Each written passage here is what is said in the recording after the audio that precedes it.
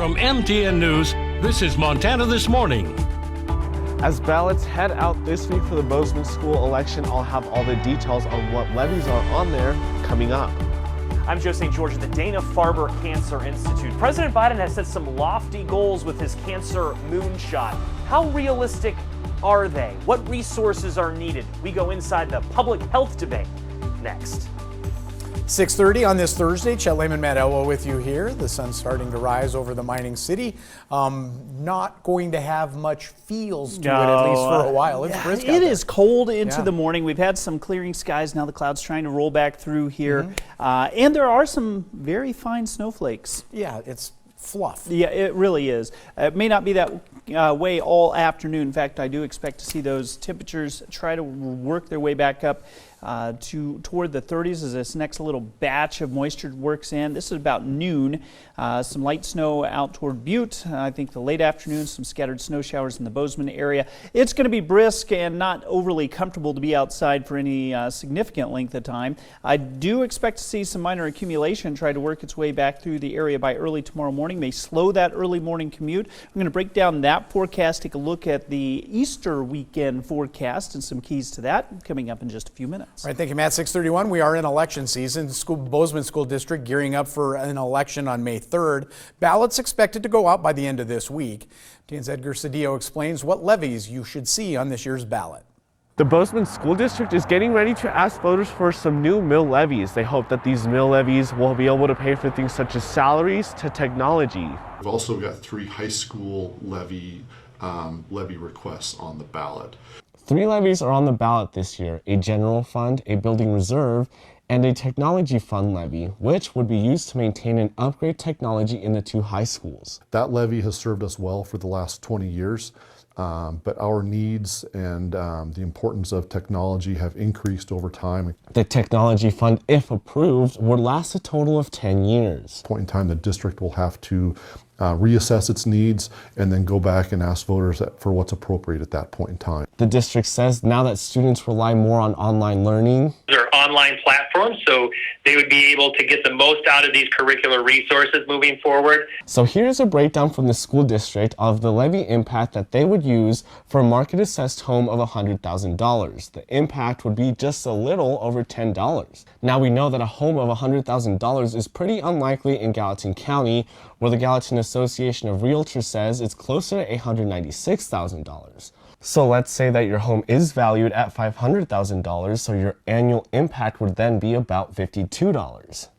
So roughly a $70,000 to $75,000 increase over what we currently have. The district says the importance of the general fund is to pay teachers and staff. 90% of the money in those in the general fund goes towards salaries and benefits of our staff. Seeing trends of teachers staying away due to the high cost of living. And what we're finding is that those pools are dwindling. The building levy would then be used towards the physical upkeep of those buildings. The building levies is one place where we feel like we can offer a reduction in our tax impact to folks. They say that the new Gallatin High building and renovations at Bozeman High have made it so that other levies can be replaced. High school, and both of those facilities they're state of the art, they're in good shape, and we want to keep them that way. In downtown Bozeman, Edgar Cedillo, MTN News. 6:33 now. It was the achievement of the 1960s, landing a man on the moon. The event was made possible by something President Kennedy called a moonshot. Now, President Biden has a similar ambition that faces similar steep odds, dramatically cutting deaths related to cancer. Joe St. George in depth on the cancer moonshot and what realistically could change over the next few years. Life was moving along pretty much according to plan. The thing about cancer, completely broadsided. It really doesn't care. Unfortunately, they found a mass. What plans you have. Like your whole universe completely goes into skyfall. Maybe you relate with Karen Halley LaCamera. I had a mass on my ovary. Or maybe Dana Bernson's story. He passed away in May. She was just 29 when she lost her husband. I am still angry. There's a lot going on in our country. We can end cancer as we know it. But one issue that may fly a bit under the radar is what President Biden is calling his cancer moonshot. It's modeled after President Kennedy's dream of going to the moon. In his budget proposal last month, the president requested billions from Congress for new research. He wants the death rate from cancer cut by at least 50% over the next 25 years. But I got to be honest, so much of what's talked about in Washington never really happened. So I was curious, How close are we to really curing cancer? For answers, we went to the Dana-Farber Cancer Institute in Boston. Can cancer be cured in our lifetime?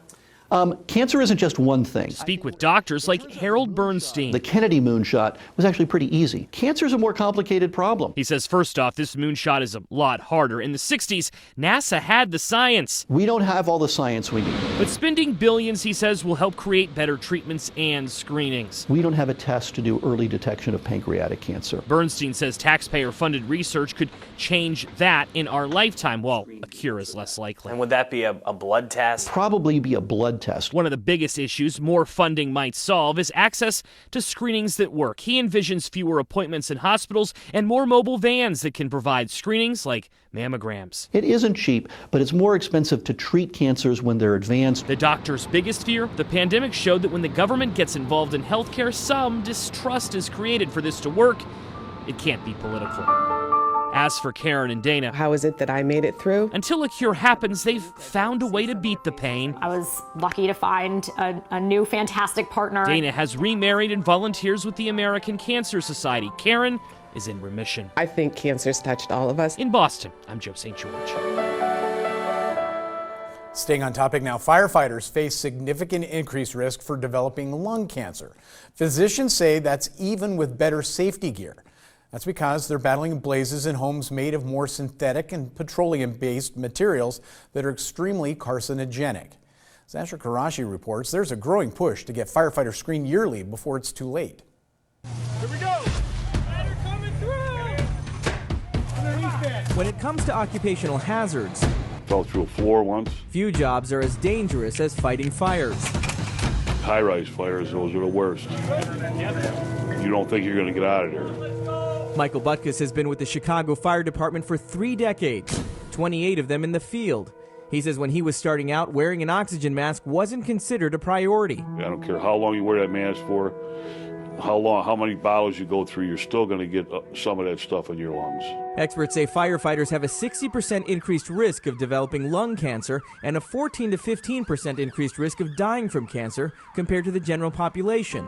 I was having issues, coughing, and I went to my primary doctor, and he sent me for an x-ray. For retired firefighter William Nolan, the greatest risk to his life came years after his 40-year career battling blazes was over. There's a tumor in the lower lobe of the left lung. Surgeons were able to successfully remove the cancerous mass from his lung, something that may have been caught earlier with regular screenings. It was a fairly sizable tumor. It's bigger than a baseball for sure. If he would have caught that later, then the chances of curing that cancer would have been significantly less. Nolan would have been eligible for early screening having been a former smoker. Anyone who has smoked a pack per day for 30 years and is 55 to 77 years old meets the criteria. Still, regular lung screenings are not part of the general care for firefighters.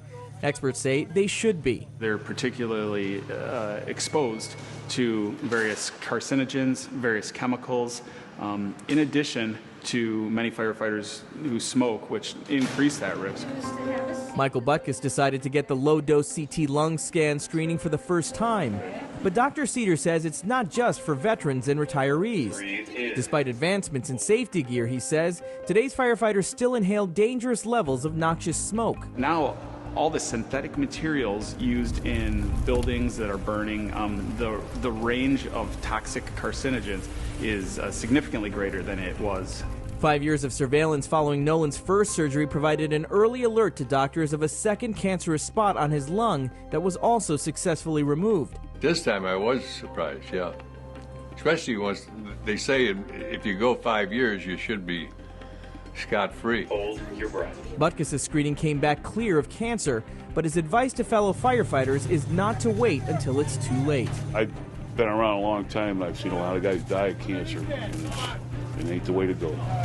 Something experts say early screenings could help prevent. I'm Asher Qureshi reporting.